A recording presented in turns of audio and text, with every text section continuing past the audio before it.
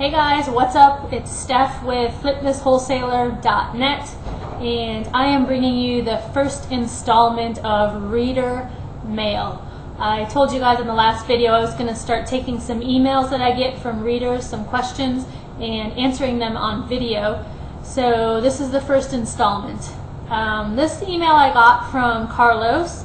Carlos writes, "Hi Steph, I plan on wholesaling an REO from the MLS, and I have a wholesaler with a huge buyers list. My question is, how will my wholesaler get paid if I am getting the property from the MLS and signing all the paperwork? I am doing a double closing with my attorney. The issue we are having is, how is the wholesaler going to get paid? Do I add her onto my contract when selling? Please help. Thanks, Carlos." Okay.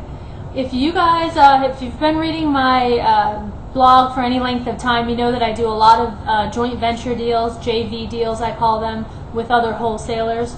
Probably 65, maybe 70% of all of the deals that I've done over the last couple of years have been deals with other wholesalers where it's either their contract and my buyer or vice versa.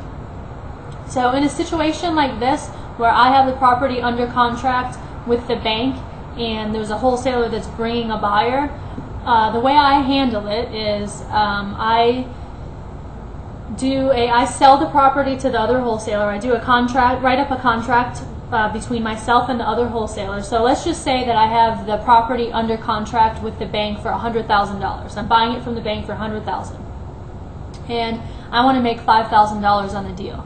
So I have a contract with the bank for $100,000. I would write up a contract between myself and the wholesaler for a purchase price of $105,000. So the wholesaler is purchasing it from me for $105,000.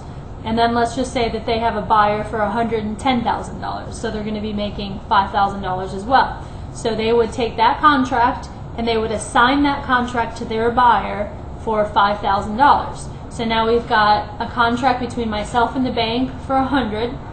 And that would be one separate closing, because we're going to have to do a double close or a simultaneous close because the bank will not let me assign my contract. So we've got one contract between myself and the bank for $100,000, and then we're going to have a separate purchase and sale agreement between myself and the wholesaler for $105,000. And then the wholesaler is going to assign that contract to their buyer for $5,000. So essentially the end buyer is purchasing the property for $110,000. So we go to closing, and I do a simultaneous closing. When I'm flipping my REO properties, I have a title company, Pure Title in Tampa, Florida, that does simultaneous closings where we use my end buyer's funds to fund both transactions. So when I show up to closing, I don't have to bring any cash. I just show up, get my check. So essentially I'm purchasing from the bank for $100,000. I close on that, sell it to my wholesaler who has assigned the contract to their end buyer for $5,000.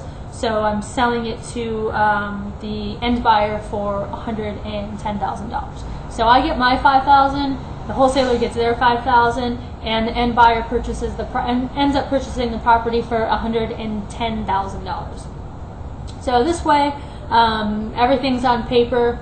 The wholesaler is assured that they're going to get paid their money. They're not, if they don't have a real estate license, there's no, can't be construed as brokering without a license, because they actually have the property under contract and they're assigning it to their end buyer. So I hope this made sense to you guys. I know it seems kind of confusing. Actually, when you do it and you have a good title company on your side, it's really not that bad at all. It sounds a lot worse than it is, or a lot more complicated than it is. But if you have any questions, feel free to post them in the comment section, and I'll answer you as quickly as I can.